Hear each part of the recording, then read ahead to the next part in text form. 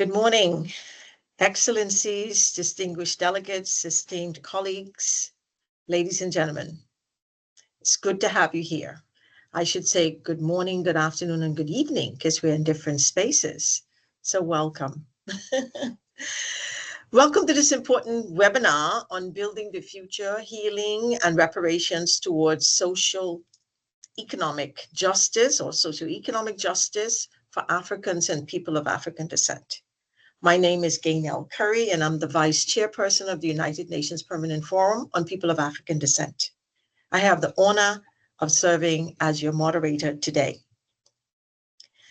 This webinar is organized within the framework of the Africa Dialogue Series 2025 and aims at deepening reflection and amplifying the theme of the African Union for this year, 2025, Justice for Africans and People of African Descent through Reparations. I would like to thank the African Union, UN Population Fund, CARICOM Secretariat, UN Economic Commission for Africa, the Office of the High Commissioner for Human Rights, and the UN Office of the Special Advisor on Africa. Today we gather in a spirit of solidarity, remembrance, and forward vision to reflect on historical injustices and collectively advance the urgent agenda of reparatory justice, inclusive development, and transformative healing. This dialogue comes at a time when momentum is growing across Africa and the diaspora to reimagine global systems and challenge the legacy of colonialism, enslavement, and systemic exclusion. The African Union, CARICOM, civil society, scholars, and youth alike are calling for structural reforms, including to the international financial architecture, debt justice, and the return of stolen cultural property. Our meeting today brings together 11 distinguished speakers from Africa and the diaspora.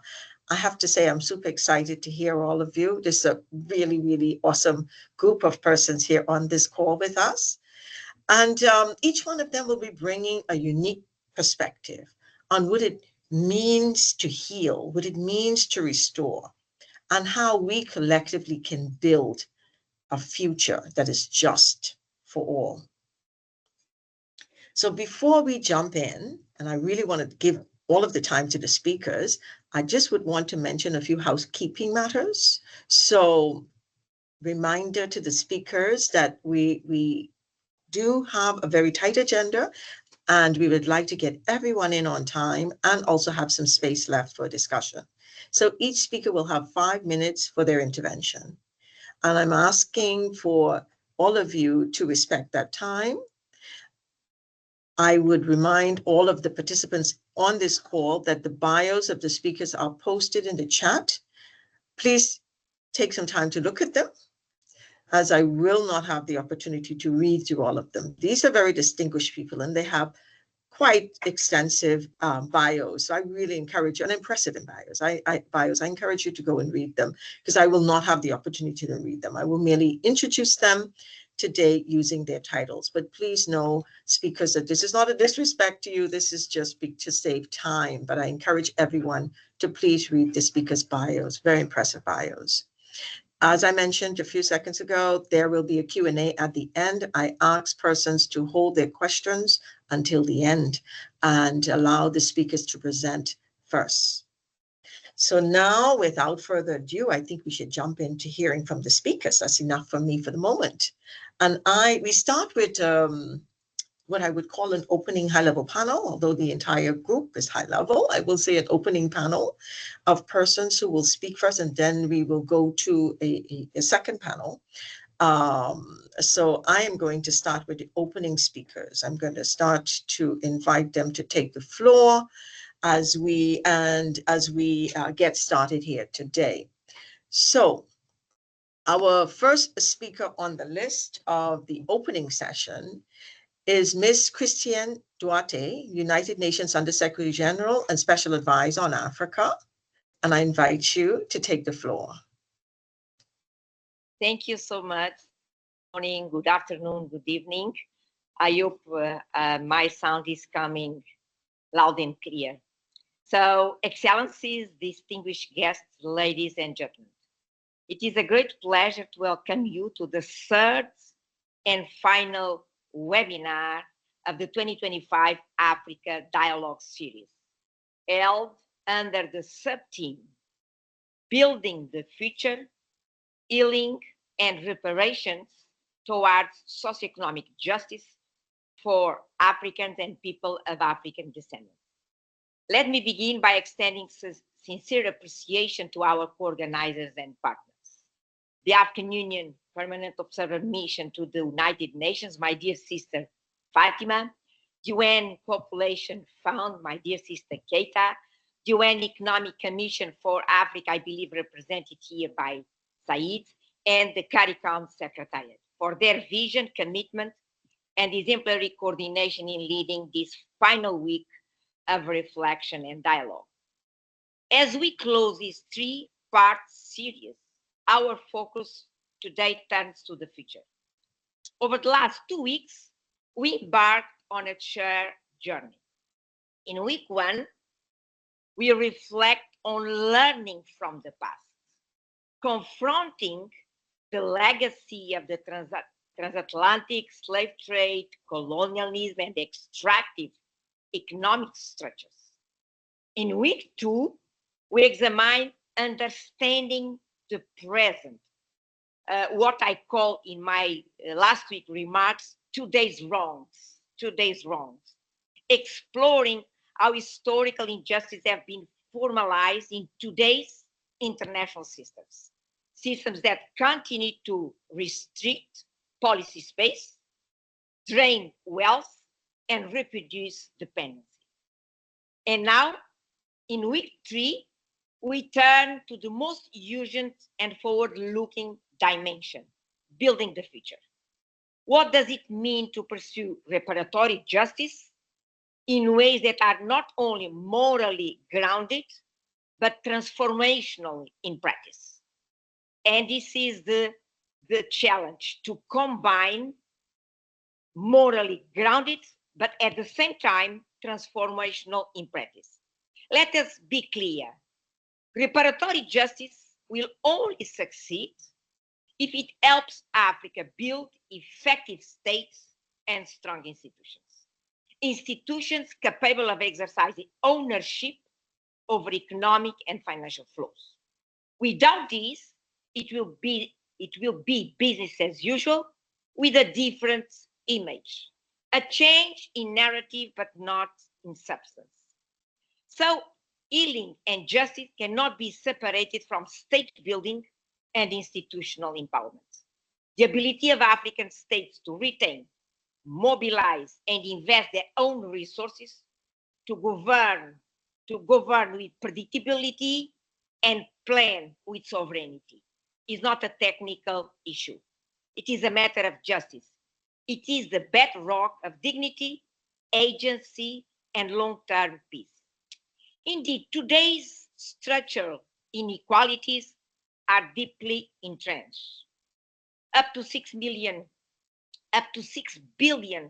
US dollars leave the continent every year through illicit financial flows and missed opportunities and undervalued transactions. More than 40% of African countries now spend more on debt servicing than they do on healthcare, and Africa remains structurally reliant on raw commodity exports, subject to global price volatility and investment cycles that it does not control. This is why reparatory justice must include systemic reform of the international financial architecture, as the moderator well mentioned in his remarks. It must enable countries not only to receive support, but to lead their own development. And this includes three dimensions: strengthening domestic resource mobilization, including digitization and fiscal capacity, and also in the past 5 years have been delivering, I hope, in a strong way, this narrative, the DRM narrative. Second, ensuring equitable access to concessional finance. And third, ending extractive trade relationships and fully implemented the continental free trade area.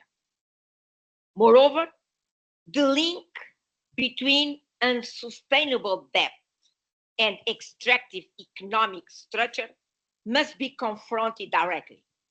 These are two dots that are connected: unsustainable debt and extractive economic structures. So Africa's debt vulnerabilities are not simply the result of poor decisions. They are a legacy of economies designed around external dependence, commodity traps, and limited domestic capital formation. We also cannot talk about reparatory justice without addressing the climate crisis. Africa, despite contributing least to global emissions, bears the greatest burden. Reparatory justice means operationalizing, for example, the loss and damage found, enforcing the polluter pays principle, and ensuring that climate finance is accessible, predictable, and aligned with African priorities.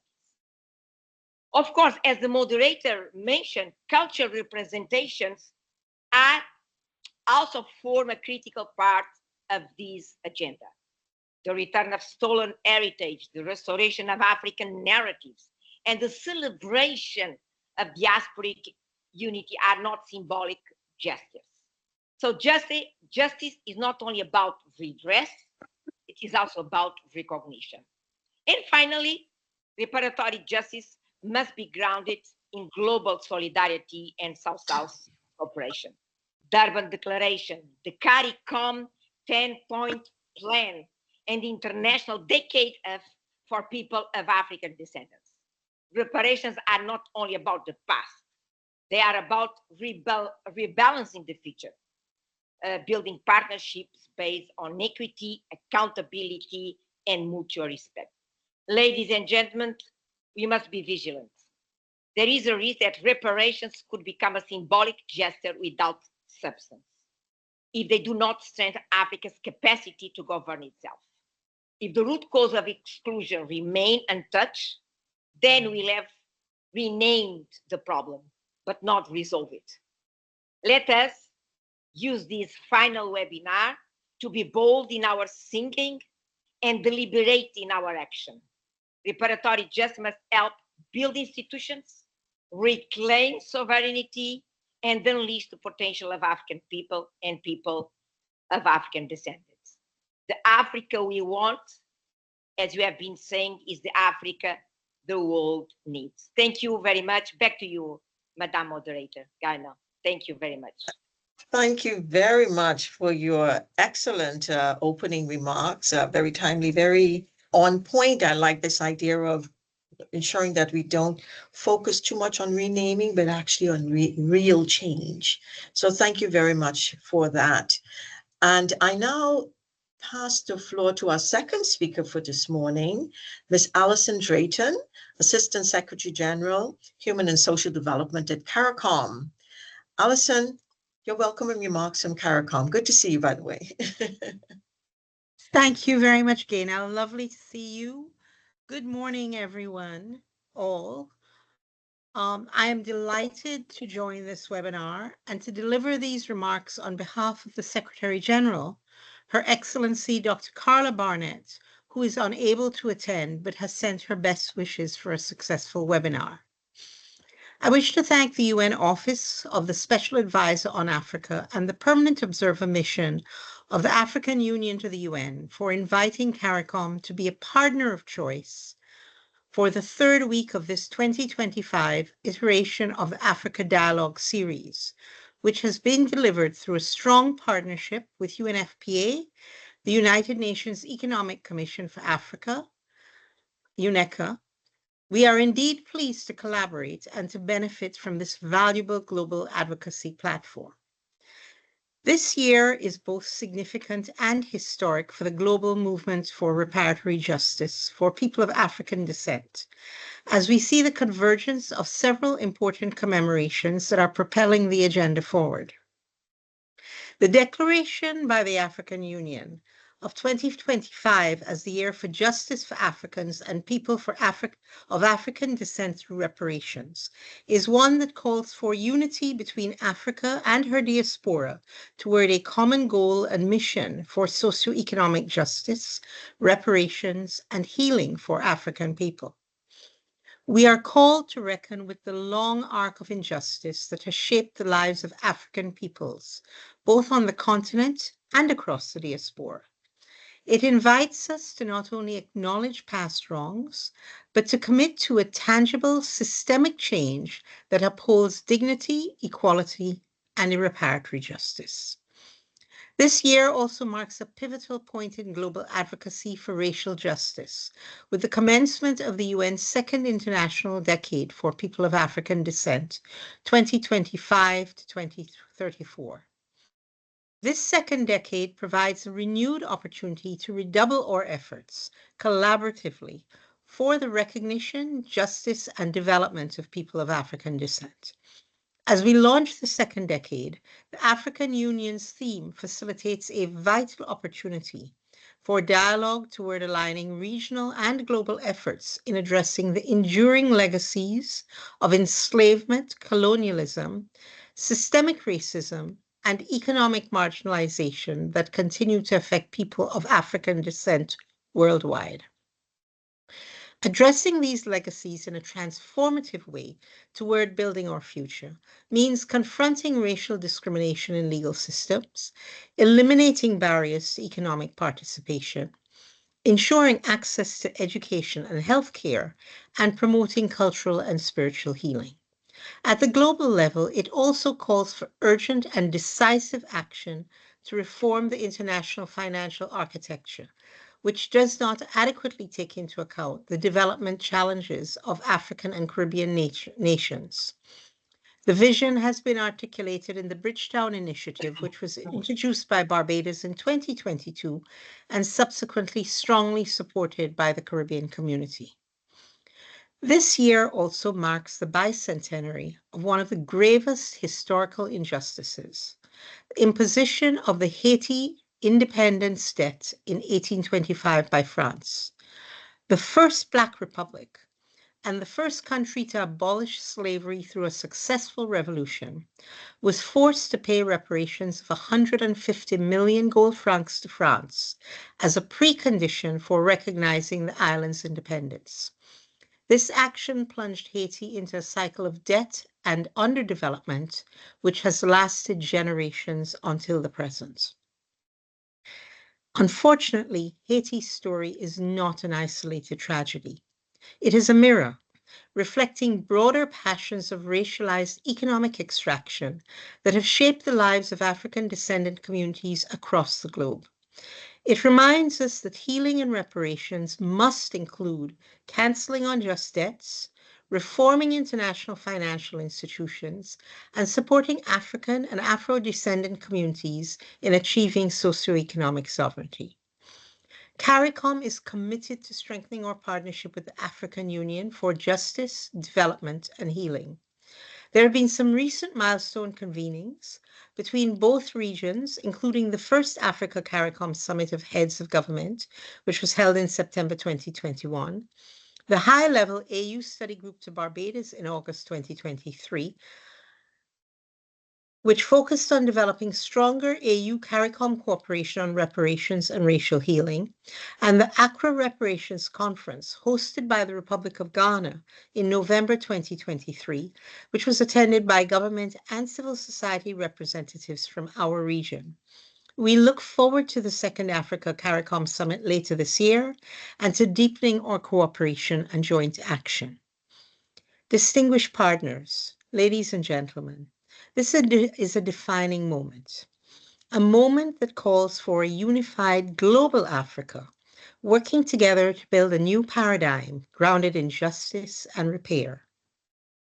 The path to justice, as we well know, is long, but it is illuminated by the courage of those who have resisted, have persisted, and have envisioned a more just world.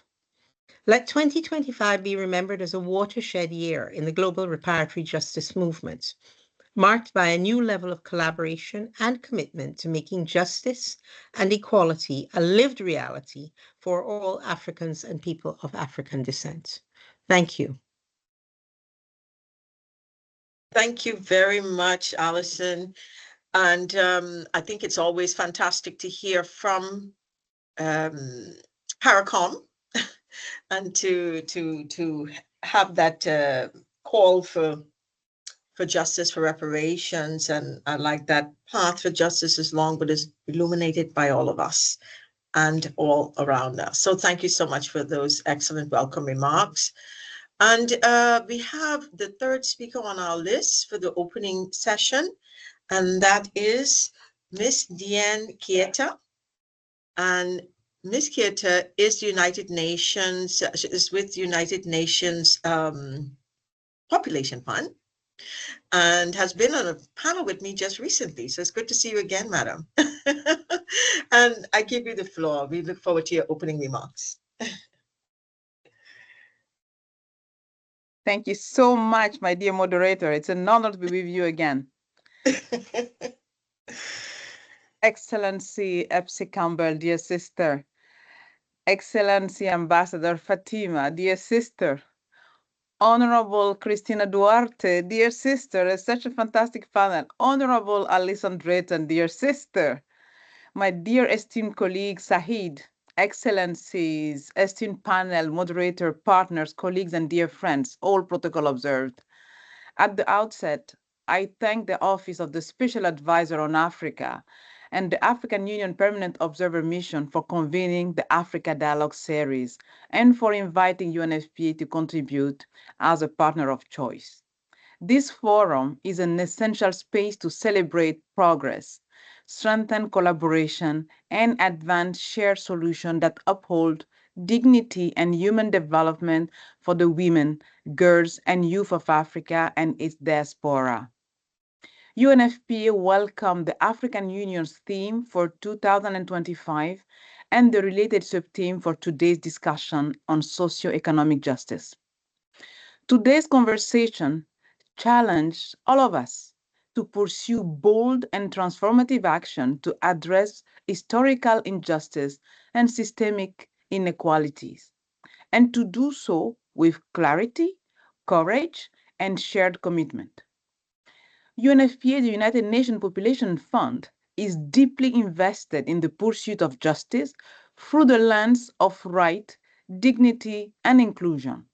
Our mandate to ensure right and choices for all demands that we build equitable system in which all people can thrive, regardless of race, gender, and age. In Africa and in the Latin and Caribbean region, we work with member states, civil society, and other partners to shape policies and programs that reflects lived realities, amplify marginalized voice, and uphold the rights of Africans and people of African descent across the diaspora. To do this, we start by simply counting everybody, because everyone counts and need to be accounted for. We are working to enhance the capacity of civil registration and vital statistics system and censuses to promote inclusive governance and data for decision making. For example, in partnership with UNECA on digital census and with UNECLAC on self-identification question in censuses to better quantify challenges faced by communities, including Afro-descended and indigenous communities. We are using this population data to tailor programming that directs resources where they can make the greatest impact, including in Afro-descended Creole, Garifuna, and Mosquito communities in Central America and the Caribbean, where the adolescent birth rate is significantly higher than already concerning the global average. Dear friends, we must remedy the public health crisis that is pushing women of African descent further behind. This is why UNFPA launched the Global Coalition for Bridging the Maternal Health Gap for Women and Girls of African Descent in 2024. Health is determined in part by socioeconomic status. So in the Sahel as well, we are working with the World Bank through the SWED program on the interconnected areas of economic empowerment, education, career development opportunities, and equitable access to sexual reproductive health service for women and girls. Excellency, dear partners, it is estimated that Africa needs about 1.3 trillion every year to meet the SDG target. Yes. National government, African Union and its organ, bilateral and multilateral institution, United Nations and its organ, private sector, IFIs, we all have a role to play. Migrant remittances and leverage expertise in the diaspora can have significant contribution in strengthening systems and facilitating skills and knowledge transfer. But we also need domestic resource mobilization on the continent to achieve our shared aims. By fostering collaborations, alliances, partnership, including contribution from the diaspora, we can realize the aspiration of the Agenda 2063, the Africa we want. Justice must be more than a promise. It must be real through policies, institutions, and investment that recognize the past, transform the present, and build the right future.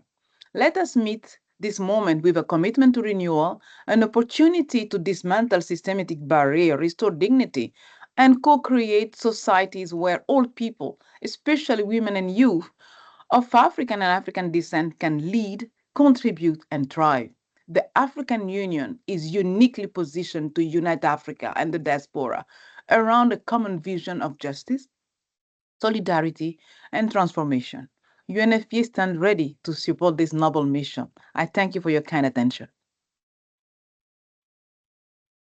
Thank you very much, Madam Assistant Secretary General. You've been fantastic as always. And we will go to our final speaker on the opening panel. And yes, so I will invite Mr. Saeed Adijumobi to take the floor. And he's the Director of Strategic Planning, Oversight and Results Division at the United Nations Economic Commission. Sir, you have the floor. Thank you very much, Madam Moderator. Your Excellencies, distinguished guests, ladies and gentlemen. I bring you warm greetings from the Executive Secretary of ECA, Mr. Claver Gatete, who is unavoidably absent and has asked me to represent him.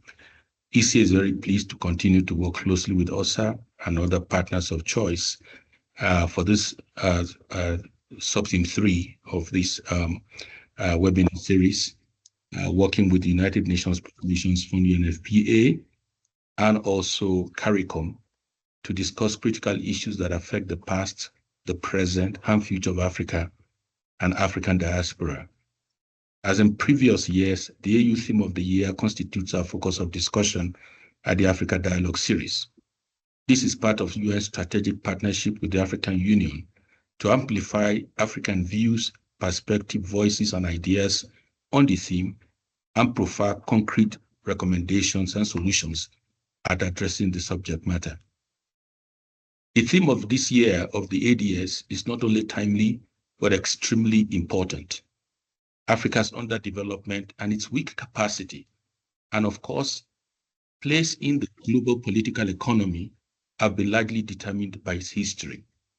The disruption, dislocation, and displacement that Africa witnessed under slave trade and colonial rule remains an open scare in Africa's development trajectory. If we recall, no less than 12 million Africans were carted away from Africa during the slave trade. The depopulation and capacity loss were accompanied by insecurity, weakening of state capacity and governance systems, and the destruction of Africa's economic base and socioeconomic infrastructure, not to talk of Africa's culture and Africa's heritage.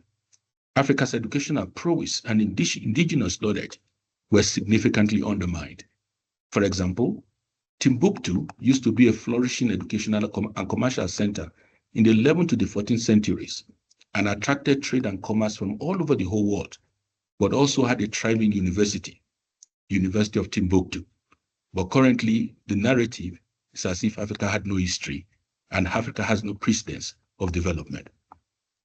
As the African Union noted, the call for reparations need to go beyond historical grievances. Contemporary challenges such as climate change, systemic racial discrimination, economic exploitation, and marginalization also demand being redressed.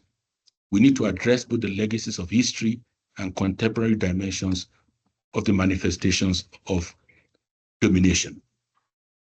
The discourse on reparations can only gain meaning if the perpetrators admit guilt, tender unreserved apology, and provide a basis for dialogue on restitution. Reparations must not be a dialogue, it must not be a monologue, it needs to be a dialogue. The victims and perpetrators must have a common basis and understanding, and thereafter work together in creating a better world by supporting the development process in African countries and in the diaspora. We must move to an approach of development reparative justice, in which the burden and responsibility of development of African countries and of the diaspora is a shared responsibility between those who dominated Africa and retarded its development and Africa itself. Distinguished guests, ladies and gentlemen, the Sustainable Development Goals and Agenda 2063 of the African Union could constitute a basis to support the cause of reparations in Africa. The issues of eradicating hunger, poverty, inequality, adequate healthcare, access to development finance, climate financing, fair global trading system, Africa's voice in the global arena, and promotion of Africa's arts, culture, music, and historical heritage could be part of the claim of reparations. Reparations will not only take a monetary dimension, but also of altering the structures of socioeconomic imbalance in the contemporary world. For example, building a global financial architecture that works for all and not just for a few. The African Continental Free Trade Area constitutes Africa's Marshall Plan for the development of the continent. Part of restitution could be to actively support that plan and invest in Africa's future. Infrastructure development constitutes a major hindrance to regional free trade in Africa. Investment in Africa's infrastructure of rail, road, air, port, and waterways could make all the difference in Africa's development process. Africa will benefit more from trade and less on aid. Reparations must be to build a new world that is fair, just, equitable, and of dignity for all peoples and countries of the world. The major lesson of COVID-19 is that the fate and future of all peoples of the world is bounded together. I look forward to your successful deliberations during this week's webinar and reiterate that ECA, along with the other partners, will continue to work in areas that are directly in support of this important theme of the year for reparations for Africans and people of African descent. Necessary reforms can only lead to sustainable development for all our communities and peoples. It is important that strong solidarity and partnership between Africa and the sixth continent, the diaspora, is forged if the struggle for reparations is to yield any positive outcome. Wishing you all successful, productive, and impactful webinar. I thank you for your attention. Thank you. Thank you very much, Mr. Adejimobi. Mispronounce your name. Let me say it again. Adejimobi. So thank you very much for your very insightful comments, and it's a pleasure to have heard from all of the speakers in our opening session. I think you got us off to a great start and laid a great foundation on which we will continue to build in the next hour or so that we have. So thanks again to our opening speakers and the opening panel members, and we appreciate you very much. We hope that you will stay on with us at least for a while. And I will turn now to the second panel that we have, which will, I think, bring a few more points regarding action or actionable recommendations that we can take forward in our next steps as we work on these particular issues. So we have, as I said, a very distinguished group of speakers here, and I'm smiling already because I'm so excited to hear from some of them. So I will jump straight to the first speaker on my list from our panel. And as I said, I won't introduce their bios. You have it already with you. Please do read it. Awesome bios, very interesting and knowledgeable individuals on this subject matter. And they've done incredible work that I'm sure you would all want to read about. But let's hear first from our first speaker, Dr. Epsie Campbell-Barr. Her Excellency. Epsi is a former colleague of mine on the forum, and we miss you very much, Epsi. She was our first chairperson for the forum, so we still feel that you are with us.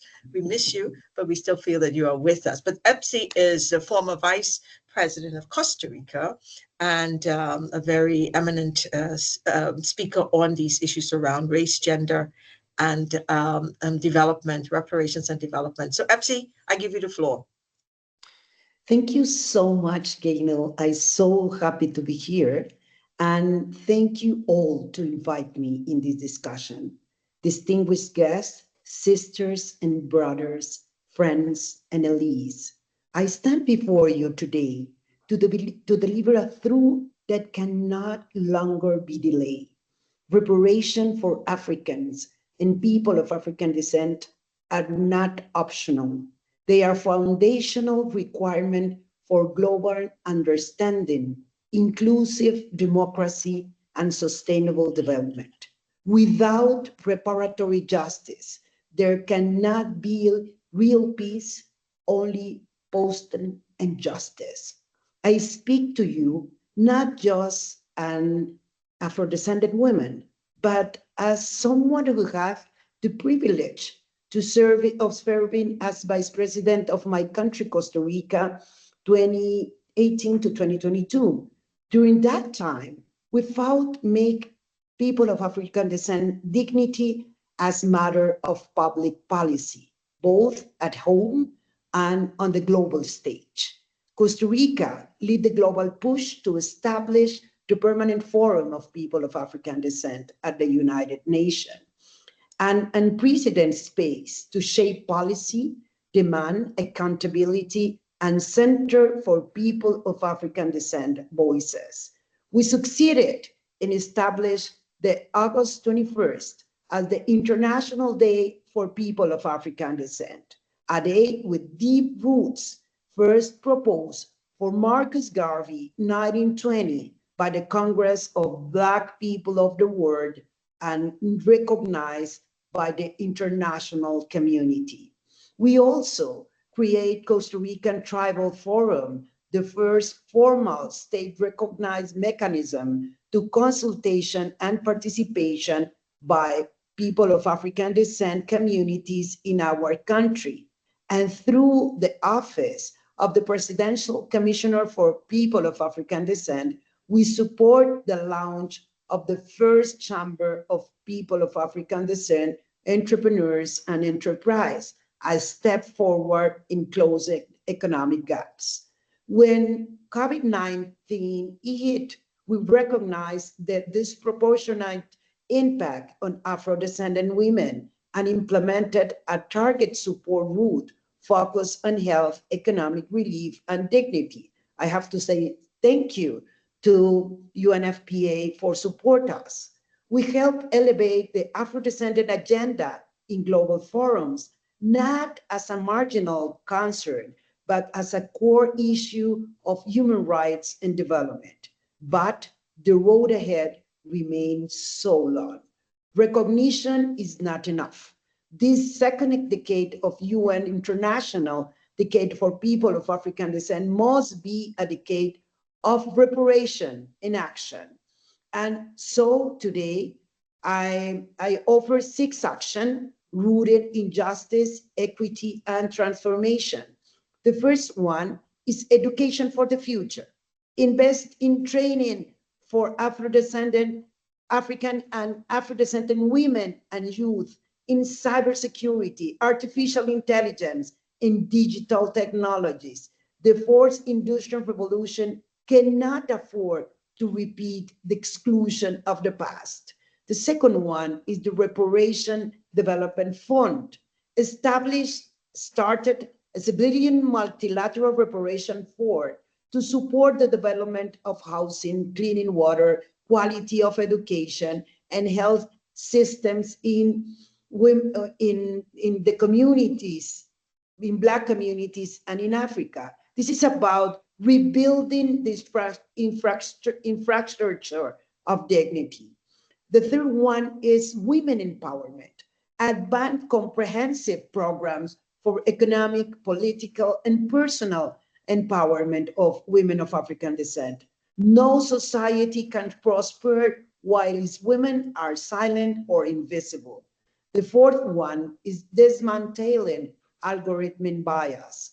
Create an E4 ethical framework to eliminate racial and gender bias in artificial intelligence and digital systems.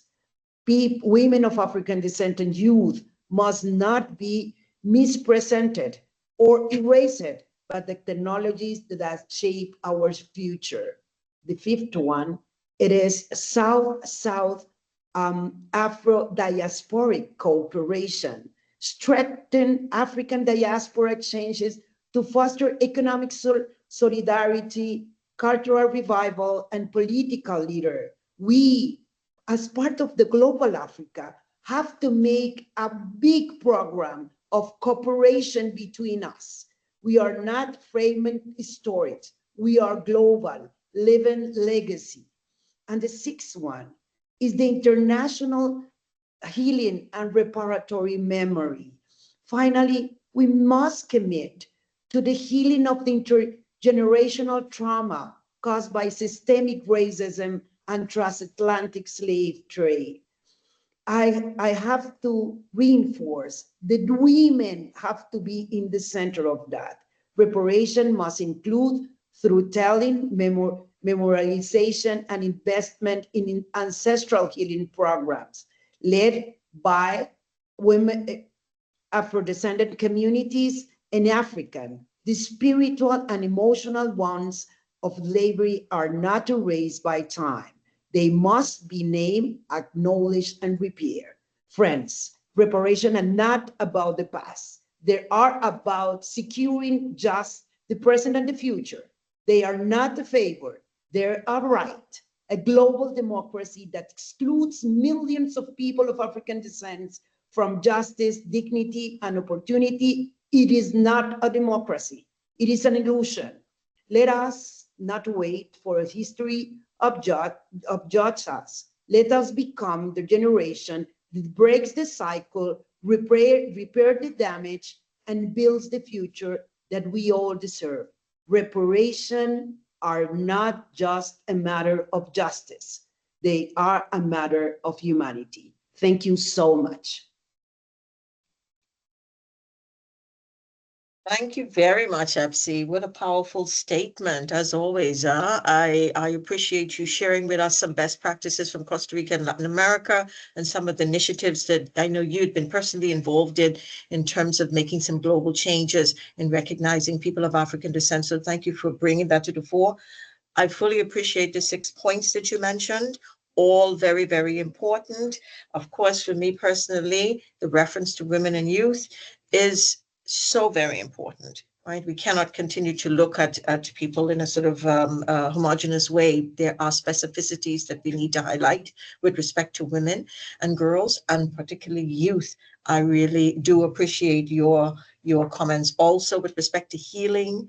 It's so crucial for many of us. We don't think about it, and we say that happened a long time ago, but it's good that you have that amount, the 6 points that you put forward for us to be thinking about in terms of taking action. So thanks again, Epsi. Always, always very, very on point. I turn now to a second speaker on this panel, another phenomenal leader, Vereen Shepherd. Professor Shepherd is a social historian and vice chair of the United Nations Committee on the Elimination of Racial Discrimination, and also has been working for many years on CARICOM reparations, with CARICOM Reparations Commission, and we in the Caribbean know her as Miss Reparations. She definitely is the person we think about when we think about reparations, and someone who has been calling for this for quite some time. So Professor Shepherd, we're very happy to have you. So I have a quick question for you. The CARICOM 10-point plan for reparations is regarded as a blueprint for reparations advocacy and demand, both inside and outside of the Caribbean region. 10 years on, is it still fit for purpose? And what, if any, changes have been made to the 10 points plan over the recent years? Madam, you have the floor. Thank you, moderator, excellencies, friends. I'm pleased to be participating in this Africa Dialogue series, whose overarching theme fits very well within the work being carried out by the CARICOM Reparations Commission and by all national committees of Caribbean member states, as well as by associated members of the CRC. The CARICOM foundational strategy is encoded in its 10-point plan for reparatory justice adopted in 2014. The 10-point plan is one of the most widely used blueprints for reparations and overall remains relevant 10 years on. It has influenced the reparations strategy plan for the National African American Reparation Commission in the USA, and I dare say reparation plans in the UK and Africa. On the African continent, we have seen the adoption of the Accra Proclamation on Reparations in 2023, the adoption of the theme, Justice for Africans and People of African Descent through Reparations by the African Union in 2025, as well as resolutions on reparations for Africans and people of African descent by the African Commission on Human Rights and People's Rights in 2022 and 2024. So CARICOM's work has helped raise international awareness and to build a global movement for reparatory justice. The 10-point plan has provided a transformative agenda to address systems and structures that perpetuate racism. The plan has not remained static. The CRC has periodically revisited the plan to ensure it is still fit for purpose and to amend where necessary, including producing an easy-to-read pamphlet in 2018. We're now finalizing a 2025 version to incorporate broader concerns of gender, diaspora engagement, and climate justice. The new draft plan is not fundamentally far from the 2014 version, but some points have been tweaked. In 2018, points 2 and 3 were reversed. Point 4 includes the restitution of cultural heritage to respond to the new trend of demanding the return of stolen, illegally acquired cultural items or artifacts like taino carvings. Perhaps the newest point is number 7, and we're very excited to hear feedback on this. Number 7 now in the draft plan says compensation for violence against women and the family. The rationale being that in the discussion on repair and renewal, forms of gendered harm must be addressed. The reparations movement must undertake to emphasize enslavement and colonialism, which has seriously damaged the social, political, legal, and economic status of indigenous women and women of African descent due to their entrenched sexist and racist oppression. Women were subjected to brutal conditions, forced labor, and sexual exploitation.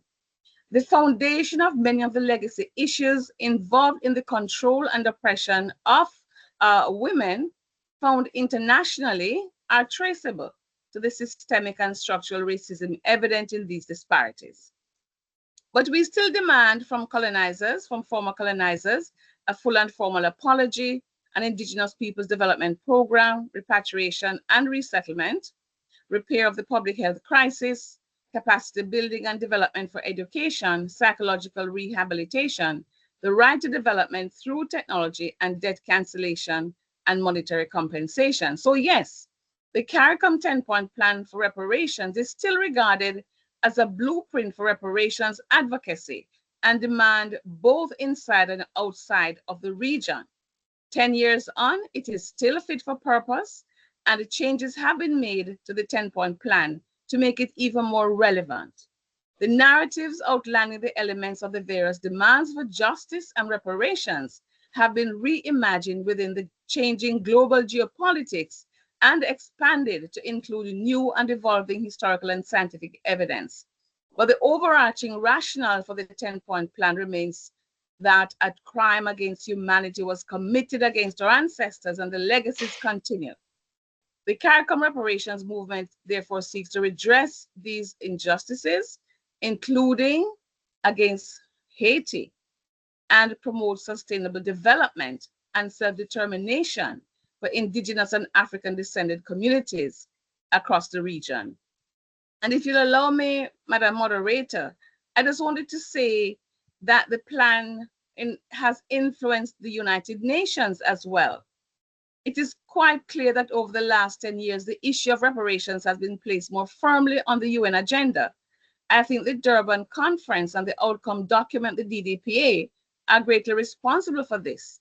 Another of its outcomes was the establishment of the Working Group of Experts on People of African Descent, which I chaired for 2 terms, during which we lobbied for the International Decade for People of African Descent and elaborated the program of activities, which included reparations as part of justice and for development. And reparations is not only on the agenda of the working group, but on the agenda of the Permanent Forum for People of African Descent, as you know, Madam Moderator, on the agenda of the UNSG, the UNPGA, the High Commissioner for Human Rights, special rapporteurs, treaty bodies, and several UN mechanisms. And the reparations agenda, of course, has always, well, certainly in the last 5 or so years, embraced more fully by the Committee on the Elimination of Racial Discrimination, of which I'm a former chair and now a vice chair. So we are elaborating a general recommendation on reparations. We can talk about that later on. But to conclude, let me say, at the end of the day, Langston Hughes, in his poem Democracy, articulates our collective hopes as colonized peoples. I have as much right as the other fella has to stand on my own 2 feet and own the land. I tire so of hearing people say, let things take their course. Tomorrow is another day. I do not need my freedom when I'm dead. I cannot live on tomorrow's bread. I live here too. I want freedom just as you. Freedom is a strong seed planted in a great need. Reparations now. Thank you. Wow, thank you so much. Always consistently powerful and knowledgeable. You know, your voice on reparations is truly valued, and it's good to have had you in all those spaces in the working group, and to now to have you also in CERD. I know you were also very much involved with the Durban Declaration. So thank you so much for your excellent work on this. We in the Caribbean feel so proud to know that you are leading us in many ways on this. So thank you so much, Professor Shepard. And we're going to move, because I'm watching a little bit of time. We're running slightly behind. So I'm going to move quickly to our next speaker on the list. Again, another phenomenal brother. My chair, Ambassador Martin Kimani, is the executive director of the African Center. And for me, more importantly, he's the chair of the Permanent Forum on People of African Descent and our chair. We're so happy to have you, Martin, as always. And I have a question for you as well. What does meaningful partnership look like when African and diasporic actors refuse to separate demands for reparations from the internal transformation of African states and expect institutions like the UN to treat reparations as foundational to just and effective engagement, especially in the context of deep reforms, cuts likely to come? You're really on point here with this question. I know you will be. The cuts that are likely to come with the UN at 80 process. Ambassador, the floor is yours.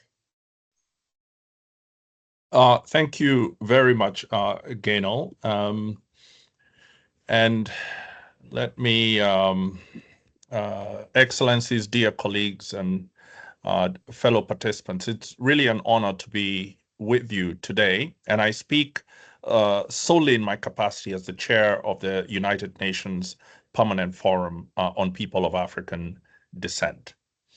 Reparations are a political and economic necessity. They address systems that continue to extract, exclude, and marginalize Africans and people of African descent. These systems shape access to capital, influence, decision-making, and opportunity. Advancing justice requires partnerships built on structural transformation, directed by the priorities of African and diasporic communities, and backed by concrete commitments across institutions and states. These demands concern the present and the future as much as the past. The toxic legacies of enslavement and colonialism continue to shape access to human rights, capital, public goods, and political participation. These legacies are embedded in global institutions and legal frameworks, and also within national political economies, including in African states. For African governments, the central question is whether the pursuit of reparations will be matched by internal reform. That reform must begin with recognition of the psychological, cultural, and economic consequences of institutionalized and weaponized racial hierarchies as established by the enslavement of Africans and their colonization. It is clear that many of the political and institutional structures inherited at independence have remained largely intact. The bold visions of transforming states and through them turning the governed from subjects into citizens that animated the first decades of independence have often given way to more limited accommodations within a global order that is still shaped by the weaponized racial hierarchy and forms of brutal and exploitative intervention, some that even masquerade as aid and development. Reparatory action must be delivered across all dimensions of civil, political, social, economic, and environmental rights.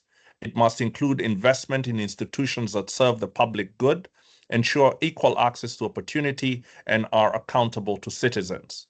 This is essential to completing the work of building the African state so that it is a true driver of a decolonized Africa that builds a just social contract across the continent and throughout the African diaspora.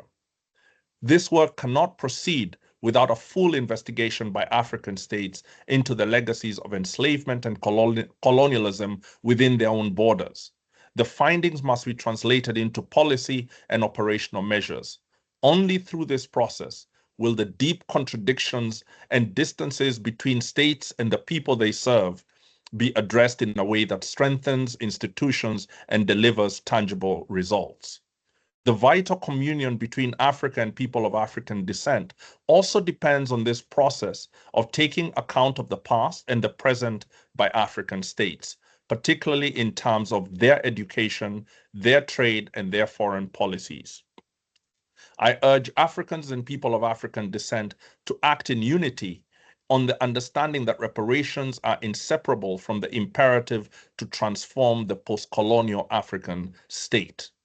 Meaningful partnership must respond to this dual demand by supporting sovereign pathways to justice within African states and holding global institutions accountable for the historic and ongoing roles they have played in producing underdevelopment, reinforcing exclusion, and arresting the proper evolution of the African state.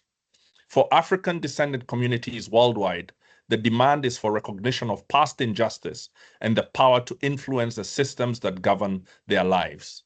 Many of these communities live at the intersection of racial discrimination and political marginalization. They have been bringing forward detailed and specific proposals around economic equity, cultural dignity, and political voice. These must inform how reparative justice and action is understood and implemented across all levels of governance.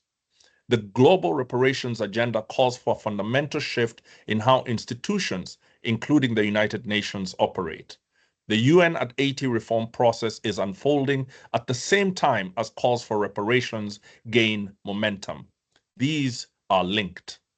As the UN considers how to restructure and prioritize in the face of a profound financial and political crisis, the demand of African and diasporic communities for justice and repair must be at the center. The financial crisis facing the UN is a forcing function. The system cannot continue unchanged. It must prioritize. For Africa and its diaspora, this means connecting reparative justice to trade, infrastructure, and regional cooperation. These efforts can serve as vehicles for economic inclusion and political stability. African communities expect major reforms in the UN that respond to their priorities. There must be more accountability, more effectiveness, and less self-dealing and elitism within the ranks of the UN. The UN must stop reflecting systems of exclusion while hiding behind a language of inclusion and justice that is unreflected in its actions. Institutional restructuring should strengthen the UN's anti-racism mandate. This requires dedicated resources, coordination across mechanisms, and binding commitments from member states. No reform should compromise the UN's ability to stand with those whose rights have been systematically denied. As I close, we recognize that reparations will take different forms. In some settings, they will involve financial transfers. In others, they will require legal and policy reform, curriculum change, or institutional restructuring. In all cases, the process must respond directly to the priorities defined by communities of African descent, and it must reinforce the capacity of states that are committed to inclusive development. Promising partnership models are emerging. They succeed when governments, international organizations, and communities engage in genuine collaboration. The Permanent Forum that I represent is one such model. It is a milestone within the UN's anti-racism architecture and provides a platform where states, UN bodies, and civil society actors collaborate to advance justice and development. It is currently supporting the development of the UN Declaration on the Promotion, Protection, and Full Respect of the Human Rights of People of African Descent. It has become the largest global platform for dialogue, coordination, and cooperation by and for the people of African descent. We have worked in the Permanent Forum, and I will not repeat the comments and the imprecations by our sister from CARICOM, but to say that we have centered to a great deal the cause of linking Haiti's past to the present and future actions that must be taken on behalf and alongside the people of Haiti. I close by saying Africans and people of African descent are watching to see what the coming process of UN reforms, whether it reflects a genuine break from the continuing power and racial hierarchies that operate today. If they do not reflect the interests of people of African descent, it will only be one more nail in the coffin of multilateralism, confirming for many that the system has no intention of ever responding to the demand of the world's peoples. Another path is both desirable and achievable. It requires that all UN institutions engaging with Africa and its diaspora act in concert in this moment of great change, and for African and other states to rally to the call for a United Nations that does what we all know to be right. Thank you. Thank you, Mr. Chair of the United Nations Permanent Forum, People of African Descent. As always, you're on point. I particularly like your connection, the connection you made with the UN at Haiti and the ongoing calls for reparations, and how this is a timely moment for us to think about these two things strategically and what the system actually means. I know you have quite an in-depth knowledge of the system, so really looking forward to having a more fuller discussion with you on that. You said some very pointed issues around allyship and cooperation, which I think is important. And I want to just mention that to recall that both you and Professor Shepard have raised the important issue of Haiti, and we've said that there can be no real discussion on reparations without a full and proper discussion of Haiti. Okay, so thank you so much for that, Mr. Chair. I'm going to pass now to our final speaker on this panel. And yes, he's the last speaker, but by no means the least. And Ambassador David Commission has also been one of the Caribbean champions on reparations and speaking about Pan-Africanism from the time I could remember myself, just following some of what he's been saying over the years. But thank you, Ambassador, for being with us and for agreeing to share some reflections on the significance of the AU theme for 2025 in advancing the global reparations agenda, and what would be the focus now of the AU CARICOM cooperation to advance socio-economic justice and healing. Healing is an important part of that for Africans and for people in the diaspora, especially people in the Caribbean. Would a Pan-African ethos be an appropriate guiding philosophy for this discussion, Ambassador? I pass the floor to you, sir. Thank you, Gaynell. Protocol having been so well established, permit me to simply extend warm greetings to all colleagues and brothers and sisters on this webinar. Brothers and sisters, the African Union's theme for 2025 is Justice for Africans and People of African Descent through Reparations. This, I must say, is a profound and revolutionary theme. Not only is it a call for unity between the people of the continent of Africa and their kith and kin scattered across the African diaspora, but it is also a call to carry out our own internal psychological and cultural self-repairs and to engage in a profound effort of activism designed to fundamentally restructure the prevailing political and economic order and deliver justice to the nations and people of global Africa. Needless to say, the road to this theme and the consciousness that undergirds it has been a long and meticulous one.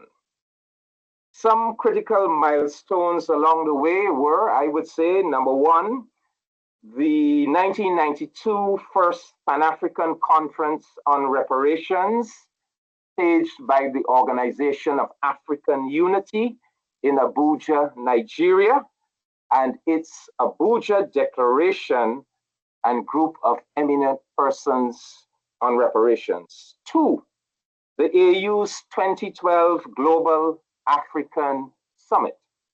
Number three, CARICOM's launch of a reparations commission in 2013.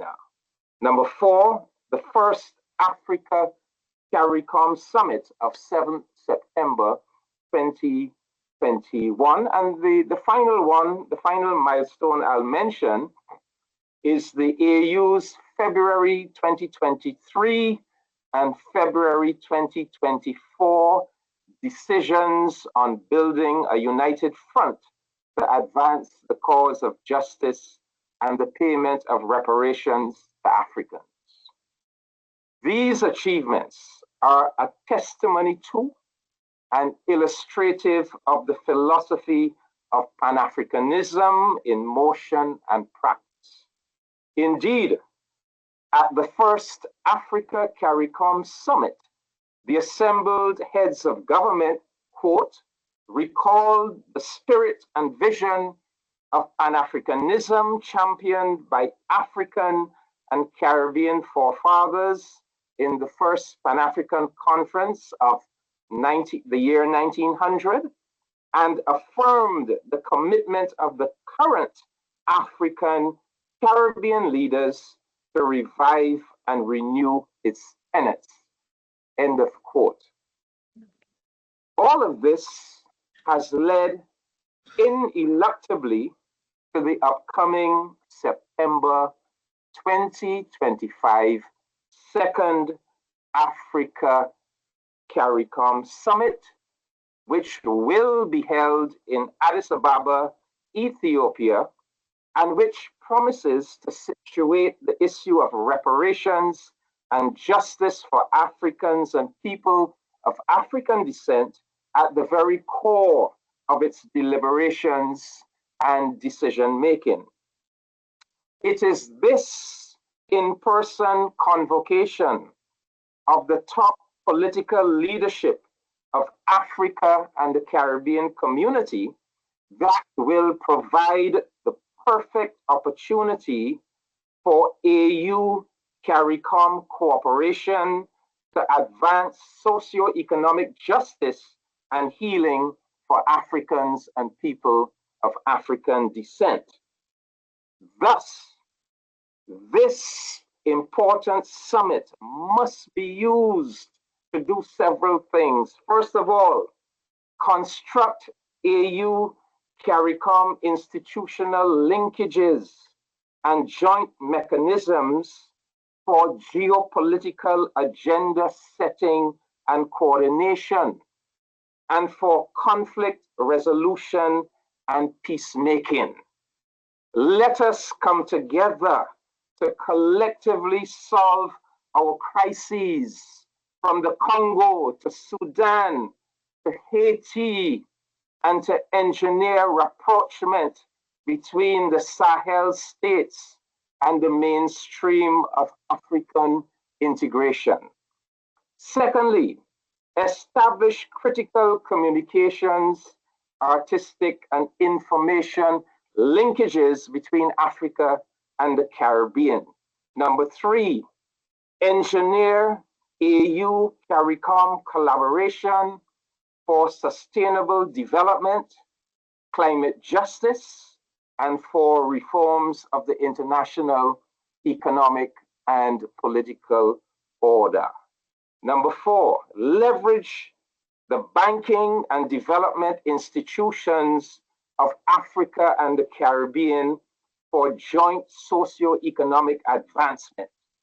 I am referring to institutions like the African Development Bank, the Caribbean Development Bank, the African Export-Import Bank, Afrexim Bank, the CARICOM Development Fund, and the list goes on. Number five, energize and expand trade and people-to-people relationships between Africa, the Caribbean, and other regions of the African diaspora. And of course, overarching all of this must be an embracing of the opportunity provided by the summit to establish a concrete, institutionalized reparations partnership between the African Union and CARICOM, a partnership that brings together CARICOM's Prime Ministerial Subcommittee on Reparations and its Reparations Commission with their African Union counterpart institutions, a partnership through which Africa and the Caribbean, acting together, pursue activist strategies that are designed to deliver reparative justice to global Africa. Indeed, brothers and sisters, I am putting a lot of stock in this upcoming conference summit in Addis Ababa in September. If we prepare well, and if we effectively mobilize our governments and people to make full use of this upcoming second Africa CARICOM Summit, we may well discover that we would have taken a giant step forward in achieving justice for Africans and people of African descent through reparations. Thank you very much.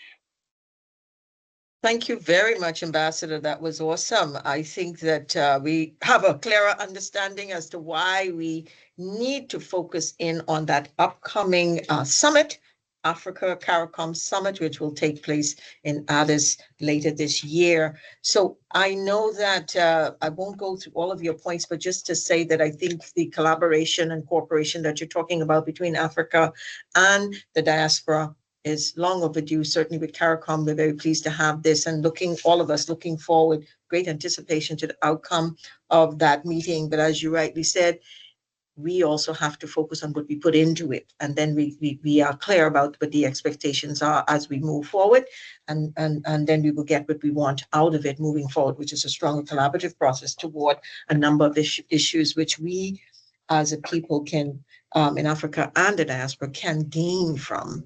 So thank you so much for that. I appreciate it.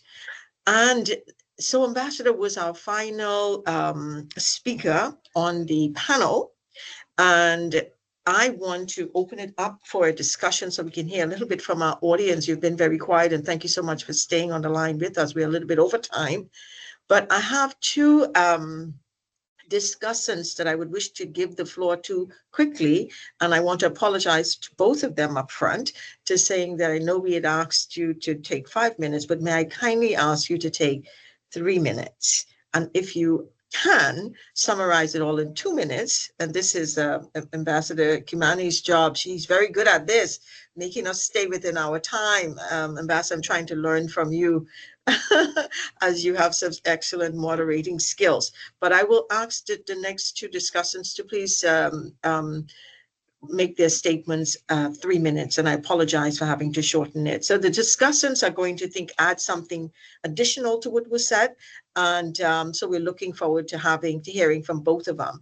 And I'll pass the floor firstly to Dr. Krista Johnson, who is the director for the Center of African Studies at Howard University in Washington, D.C.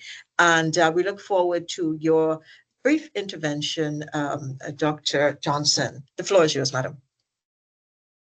Thank you. Thank you very much. Well, I'm very excited and pleased to be joining such a distinguished panel.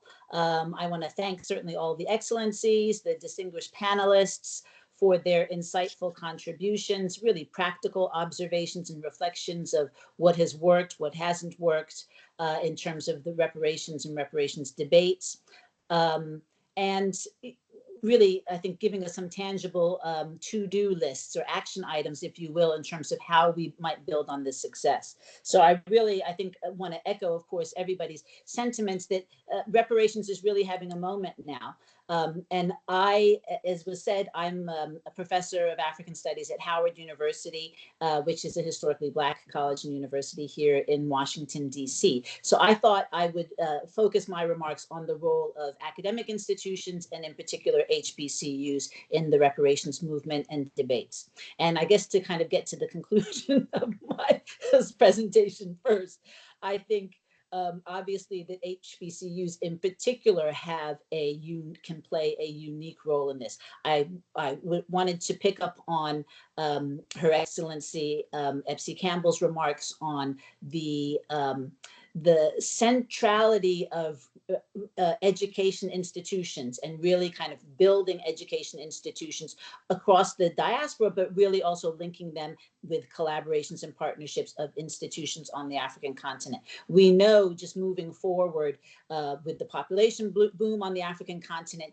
that higher education institutions, the number of Africans going to higher education, getting degrees and whatnot, is much lower than other parts of the world. So that's absolutely an area that needs to be developed and can be developed really through collaborations. I know the AU has, I think, put out a call or a commitment to support or to train 100,000 PhDs, African PhDs in the next 10 years or so. Those things are going to, and those action items and those kind of objectives are going to require partnerships and collaboration. So I think academic institutions broadly, what we do best, of course, is research and intellectual debate. And I think a lot of that ties into what the other panelists had said today in terms of Ambassador Komisong's kind of really recounting of this historic, the history of the reparations movements and debates. So HBCUs in particular are repositories for this knowledge and also generators of new knowledge and new information and data on this. So I was just going to make a couple of remarks in terms of what I think has changed in terms of the reparations debate here in the United States. And I think two points to make there. In addition to the Black Lives Matter movement, you had really the attack and the assault on affirmative action and DEI. And we're seeing that even continue today. And of course, there have been negative consequences of that. But I think some of the maybe positive or maybe unexpected consequences of that is that it has broadened the debates and the discussion around reparations. So we're not simply looking at it from this kind of narrow affirmative action or, kind of response to slavery, but understanding it in a much broader context, right? So making these kind of connections between the institutional continuity between slavery, colonialism, institutionalized racism, et cetera, et cetera. So our academics are doing this work. I mean, at Howard University, we have a number of collaborations actually with the UN already. We're going to be, I think starting next year, have a specifically endowed UN chair. So this may be, or certainly should be, I think, top of mind in terms of the agenda, in terms of how we want to engage with the UN and the other institutions on this call around this issue. So the first, I think, kind of area would be affirmative action, these other diversity initiatives and how they're under assault. And that has really opened up opportunities for HBCUs. We had our graduation here just a week ago, and we graduated the largest class that Howard has ever graduated. We have the largest numbers of enrollments, and people are flocking to not just Howard, but other HBCUs now. So HBCUs are also having a moment now. And I think that we need to kind of capitalize on, their expertise and also their position in society as being thought leaders, as being at the forefront of these discussions and debates.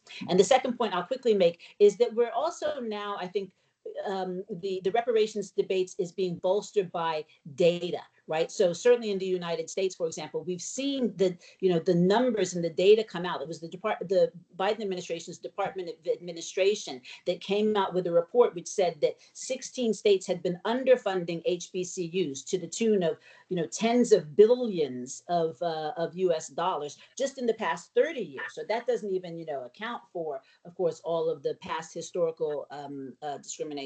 So I think having that data, again, HBCUs, other academic institutions doing this kind of research and giving the kind of evidence and the kind of data that would really, I think then support the kinds of initiatives, the kinds of investments that, of course, CARICOM and the AU and others are trying to make, even at the national level, but then also at the international level.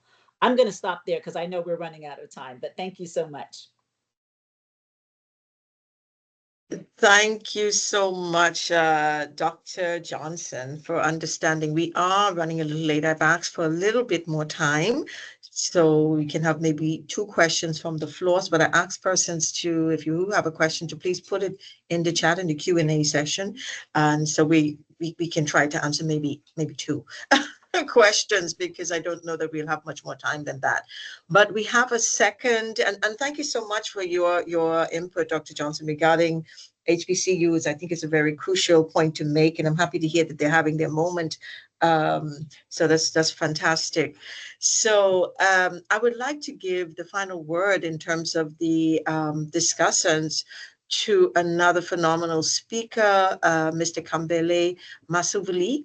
And he has been really, really awesome speaking on these issues, particularly around the Congo and what is needed there, and the need for us to address the invisibility of the crisis there. So, sir, I give you the floor for 3 minutes. Sorry, it has to be shortened.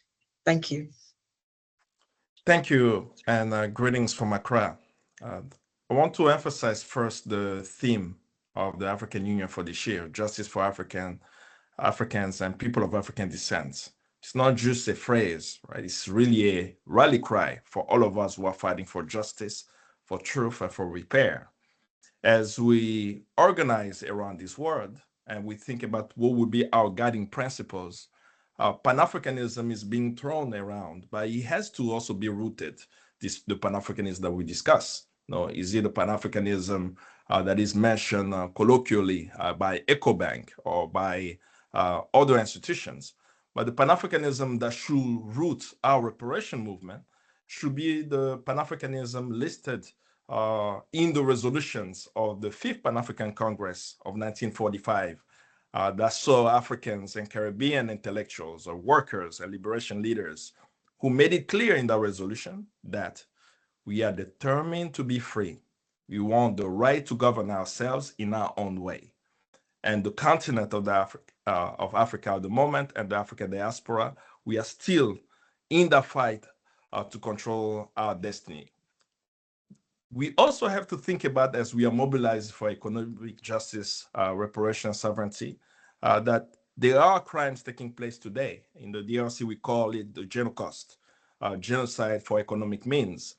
For us in DRC, we know that our path to peace, justice, and stability lies in the United Nations mapping report that documented over 600 serious violations of human rights and international humanitarian law, calling what's happening in Congo war crimes, crimes against humanity, and possible genocide if proven in competent court. So we say that ignoring even current genocide or current crimes will make it even hard to speak about the historical genocide or even the call for reparation for centuries ago, that we must link these two processes. And I think I will end and I will share the full speech that I have written for this presentation to remind us of what reparatory justice should include.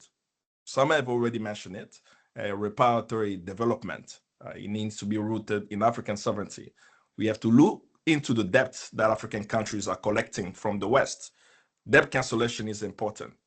Cultural and psychological healing is even much more important, including the restitution of looted heritage and supporting intergenerational recovery. And last, which is rarely discussed and which is even much more important, and we see African data being collected by Western entities, we need to discuss digital sovereignty and territorial sovereignty. There is a sovereign movement on the African continent from north to south, east to west, where Africans want to control their own data, they want to tell their own stories, and they want to shape their own destiny. I'll conclude by saying that as we mark the centenary of Patrice Lumumba, Malcolm X, and Frantz Fanon, all of them born in 1925, we are reminded that our freedom must be fought for deliberately, boldly, and together. These visionary children of Africa called on us for self-determination and internationalism. So we know that whatever we are fighting is for all of us across the world. Their revolutionary spirit still resonates from the Sahel to the Caribbean, from Kinshasa to Auckland, from Accra to Port-au-Prince. Let us honor them not only with our words, but with our work. Thank you all for giving us the time to discuss, and I look forward to the discussion. Thank you very much, and thank you for remembering our fallen heroes and who's done so much to move this process forward. And certainly we do stand on their shoulders and try our very best to live up to, I think, what their vision was for Africa and the diaspora. So thank you so much for mentioning that. And I appreciate also that you agreed to share your statement. And I want to ask all the presenters today, it would be great if you can share your statement, and maybe the Secretariat can collect those for us and give us another opportunity to maybe upload them and share them with those of us on the call who would love to have read the full thing. I know it's going to be very dynamic from all of you, but just to say thank you, thank you, thank you. I want to ask the Secretariat if we have a few minutes for a few questions. I really think it would be good if we can take at least 2 questions, and or at least Secretariat, any Yes, we have. Yes. Okay, so we have, and I will ask you, because I cannot see what's in the chat, the Secretariat to maybe read 1 or 2 of those questions for us, please. Okay, yes. So we have a question from in the Q&A. Actually, people have been putting a Q&A. So one of the questions, the first one we see here is, what do you think of the new Pope and the upcoming forum with the Vatican and reparations that several organizations are meeting in Rome this coming week?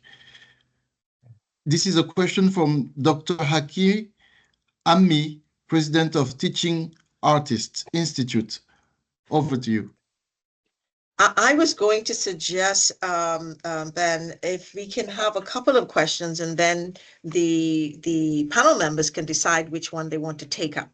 Okay. Because it may take a little bit more time for us to go back and forth. So to read a few questions, and then we will pass it over to the panel members, and I will go to each of them, and they can decide which one they want to take up, and also use that opportunity to round off what it is they want to say at the end of this discussion. So a couple of questions, please.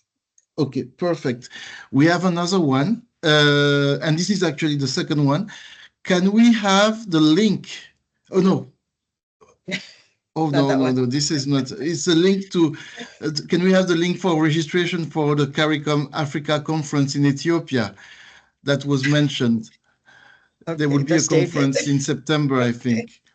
Yes. All right. Another So, question, couple of other questions, yeah. no, there's none from the Oh, that's, Q&A. is it only two? Yes. There are two Okay. more. I don't know if you're not able to see them, Ben. I'm but not there's able one to from, see them. Can you I read them, cannot see please? them. Yeah. I can go ahead and read the other Please, two. go ahead. Please. There's one from Okama Brook, asking what do you all think about advocating for a dedicated designated budget from the UN, AU, and CARICOM for the second decade. I ask this because we seem to have several conversations at conferences, etc., but without funding of the institutional framework, we cannot achieve everything we set out to do. And then the last question in the Q&A, or at least that I see, is from Sipwe Baleka. And they're asking or posted, the first harm caused by the invasion of our continent was the capture and trafficking of 12 million Africans from their families and homeland.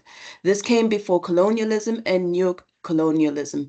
Before mentioning debt relief and climate change as priorities for reparations, can everyone please mention the first priority, which is repairing ethnocide through lineage restoration made possible by the miracle of DNA testing and recognizing the Afro-descendants' right of return. That should always be the first thing stated. People matter more than things. And those were then the last two questions that at least I see on my end in the Q&A. Thank you, and over. Thank you very much. And so I will move quickly on to the panel members, starting first with Epsie Campbell-Barr, please. Epsie, you have the floor.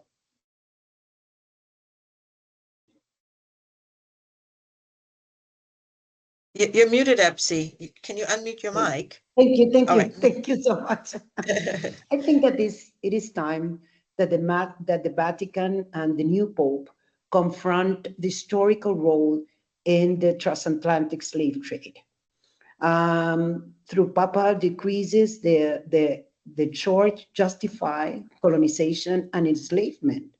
And we call for a formal and public apology and a concrete commitment to reparation, spiritual, moral, and material. This is the beginnings of reconciliation. This is justice, and this is one of the pillars of reparation globally. I think that these Pope have to act with courage, humility, and justice, because the history is watching and healing cannot wait. Thank you so much. Thank you very much for that, Epsie. And I pass now to Professor Vereen Shepherd. Yes, thank you very much for the questions. I want to first say, I think, to the person who asked the last question, that the new 10-point plan is, as I said, is draft at the moment, but we have added that issue of the family, the disruption in family connections. And so we have included that in terms of the ask, the demand for compensation. So we have not ignored. Secondly, I want us to upgrade those numbers. The 12 million is an underestimation of the numbers trafficked from Africa.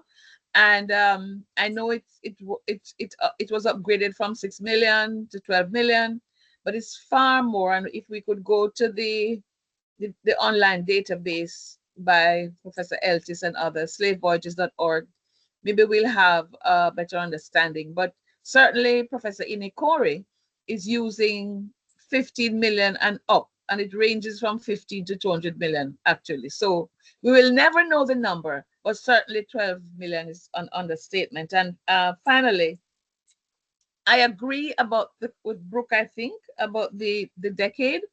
My disappointment in terms of the first decade, and as I mentioned in my presentation, I was chair, helped to elaborate the program of activities and to get it launched.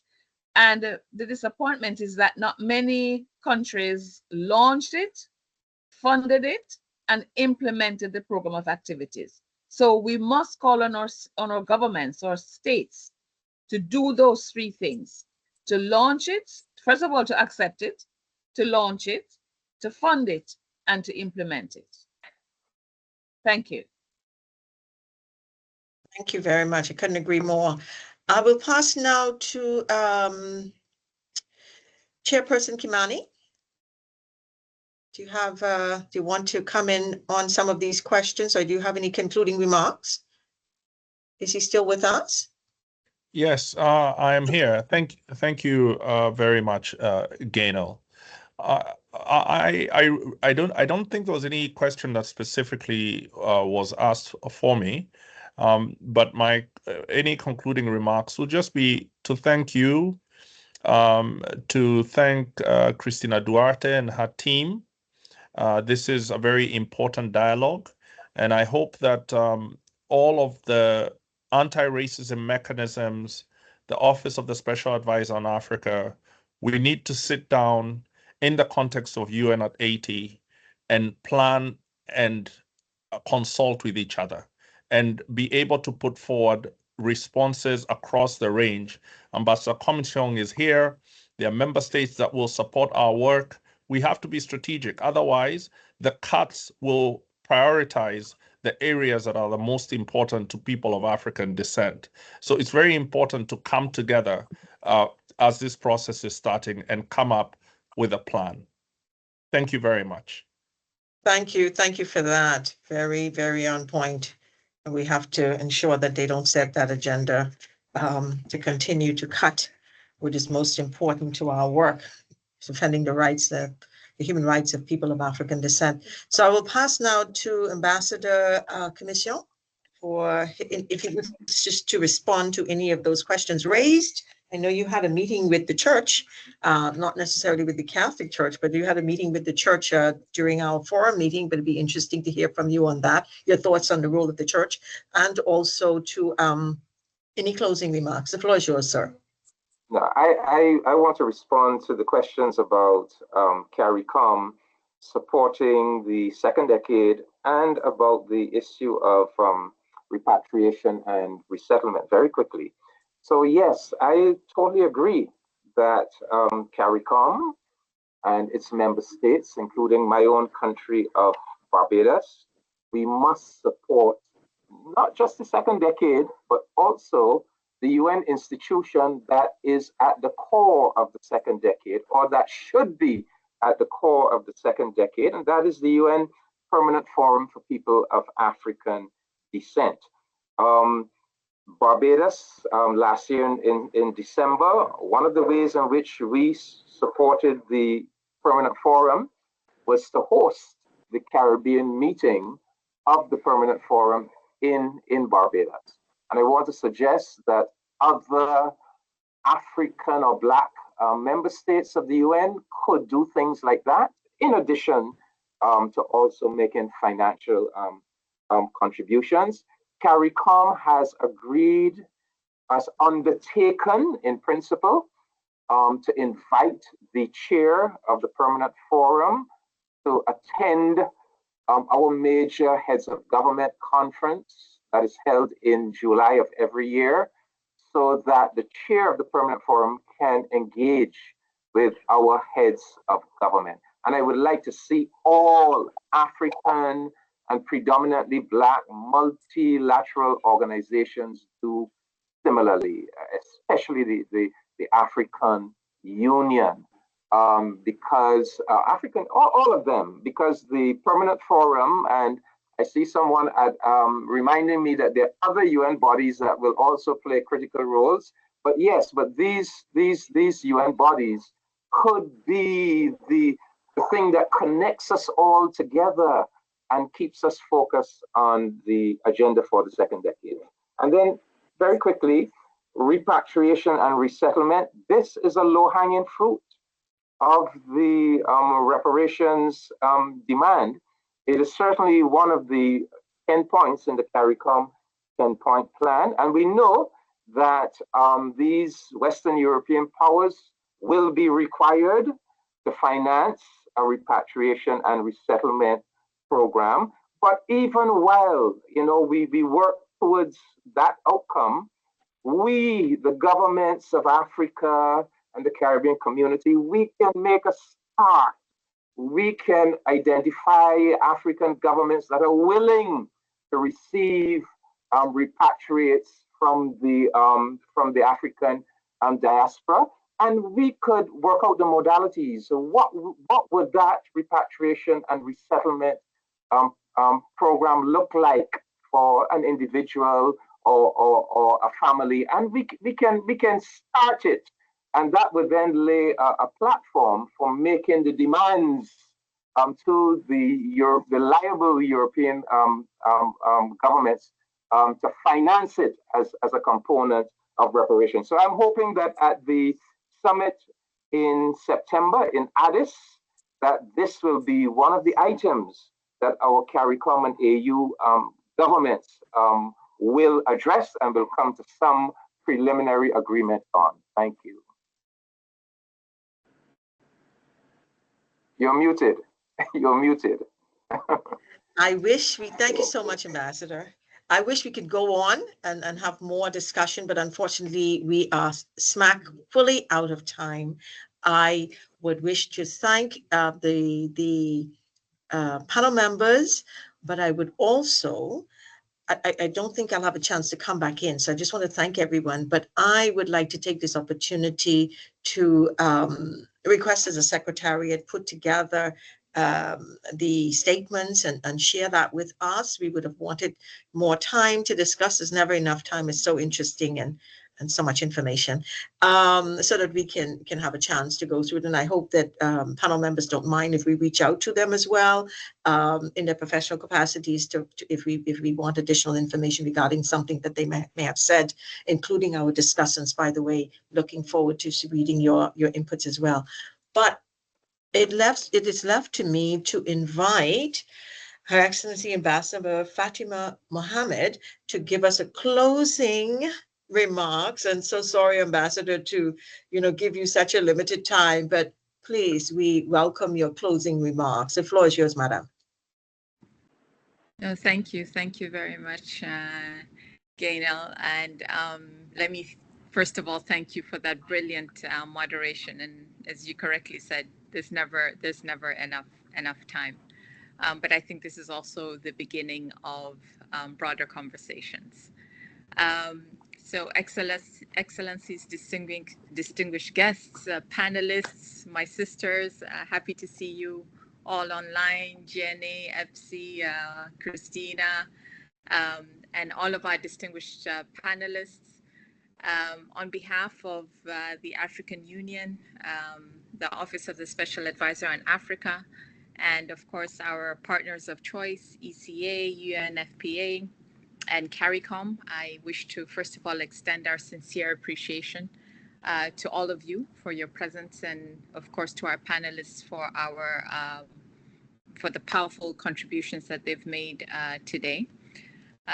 It's clear that this is not an easy topic. It's one that is heavy with history, with weighted pain, with injustice, and to a certain extent erasure as well.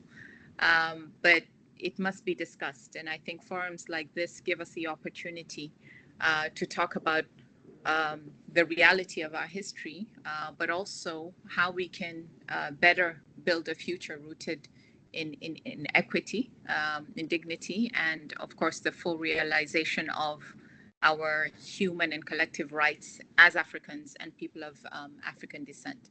So we must be open and honest about the difficult history that we've had, but also understand where we are going and how we intend to get there. This year's theme and today's dialogue is part of that necessary journey, and we must be able to be open to confront some of these uncomfortable truths, but also work towards concrete ways to secure what's most important for our people, which is real socioeconomic transformation for Africans and people of African descent everywhere. We welcome the reflections shared by CARICOM, and I must say its 10-point plan is a vital blueprint that has shaped reparations advocacy. But 10 years on, its principles and its fundamental principles remain essential. But as today's dialogue has reminded us, Our frameworks must also evolve just as our challenges and opportunities have.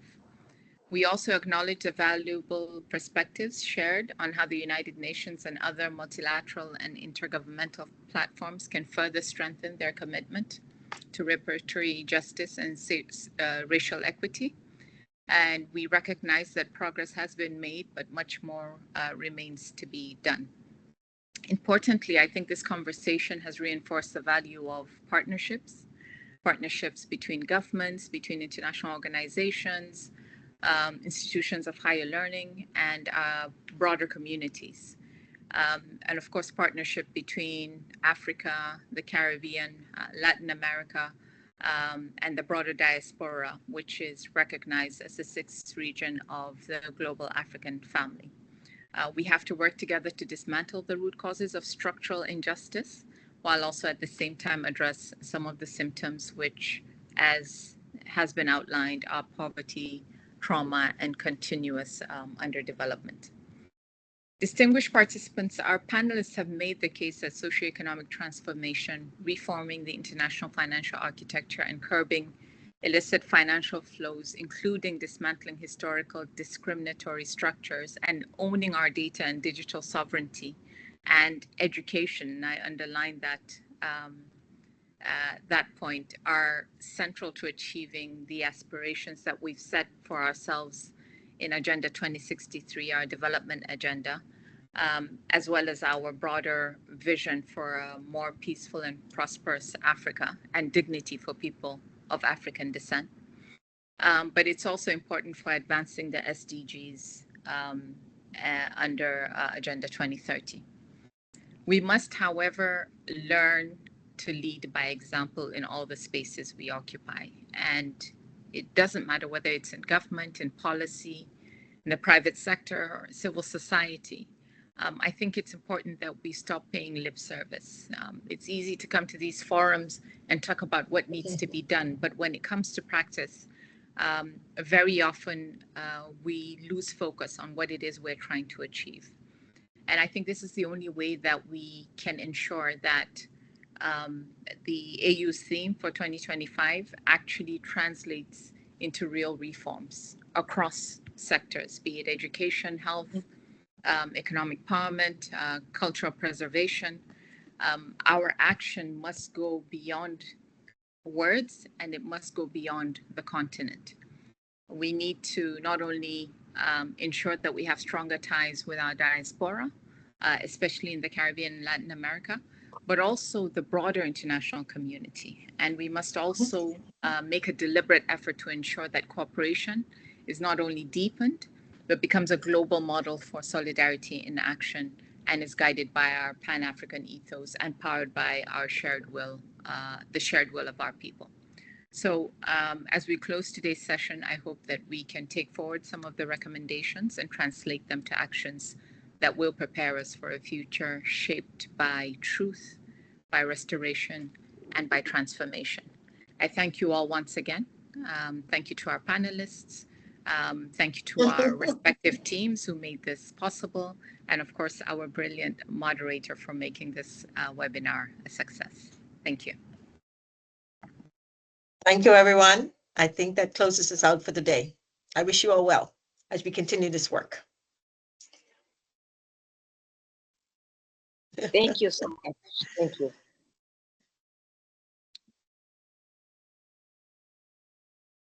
Thank you. Bye.